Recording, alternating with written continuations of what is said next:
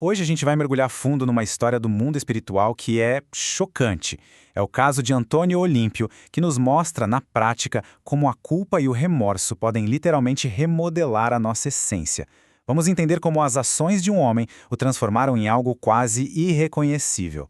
Imagina a cena. Num posto de socorro espiritual chamado Mansão da Paz, os cuidadores se deparam com isso aí. Um paciente tão, mas tão desfigurado que a aparência dele é descrita como repelente. É um choque para todo mundo que vê. Pois é, uma imagem assim levanta uma pergunta imediata, né? Que força é essa? O que pode ser tão poderoso a ponto de distorcer um espírito, de deformar ele de uma maneira tão monstruosa? Para a gente entender esse caso, primeiro a gente precisa conhecer o cenário. E olha, a Mansão da Paz não é um lugarzinho tranquilo, um spa espiritual. Pelo contrário, é uma verdadeira fortaleza que vive sob ataque constante.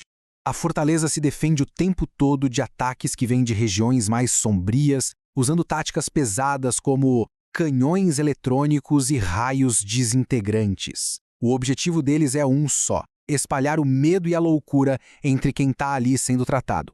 E é aqui que a gente pega a filosofia do lugar, nas palavras do líder deles, o instrutor Druso.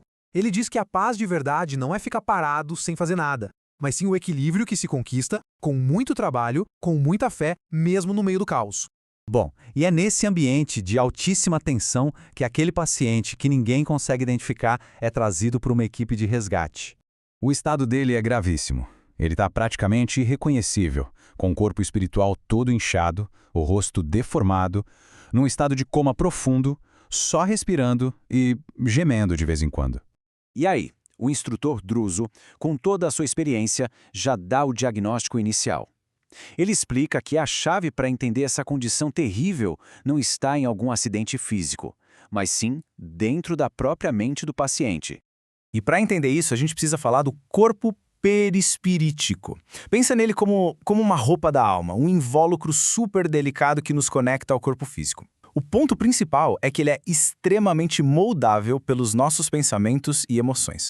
A teoria do Druso é que, quando uma mente é, como ele diz, vulcanizada pelo sofrimento, ou seja, queimada por uma culpa extrema, ela perde o controle sobre a própria forma. É como se a bagunça interna fosse tão grande que o corpo perispiritual se deforma todinho, refletindo aquele caos.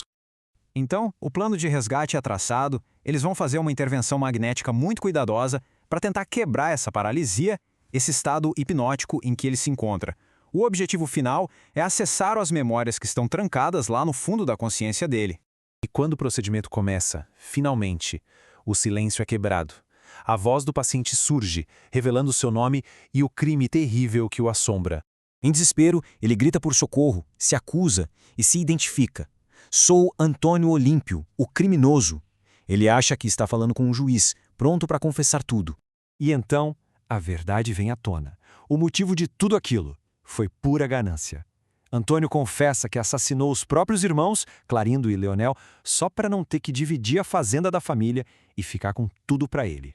Ele começa a narrar os detalhes frios do plano. Ele convidou os irmãos para um passeio de barco, deu a eles uma bebida com sonífero e, quando eles já estavam dopados, simplesmente virou o barco na parte mais funda do lago da propriedade. E aqui a gente vê o contraste brutal entre as duas realidades. Na Terra, ele viveu como um homem rico, respeitado, tido como honesto. O dinheiro comprou o status social dele. Mas no mundo espiritual, a história foi outra. Os irmãos que ele matou apareceram na frente dele e o torturaram sem dó. O crime dele foi só o começo de uma cascata de tragédias. A esposa dele, Alzira, não aguentou o peso de tudo, enlouqueceu e acabou se afogando no mesmo lago. Depois, quando o próprio Antônio morreu, seus irmãos já o esperavam para se vingar, aprisionando-o num pesadelo onde ele era forçado a reviver o crime de novo e de novo. Depois de desabafar tudo, de colocar a consciência para fora, Antônio cai num estado de exaustão profunda. E agora, finalmente, a equipe da Mansão da Paz tem a informação que precisava para começar o trabalho de verdade. Com a confissão completa, o instrutor Druso confirma que eles agora têm um ponto de partida. Eles finalmente entendem a causa, a origem real daquela deformidade toda, e podem começar a longa e difícil tarefa de ajudá-lo. E aqui está a grande lição do caso. Aquela forma monstruosa não era um castigo de Deus, nenhuma punição aleatória.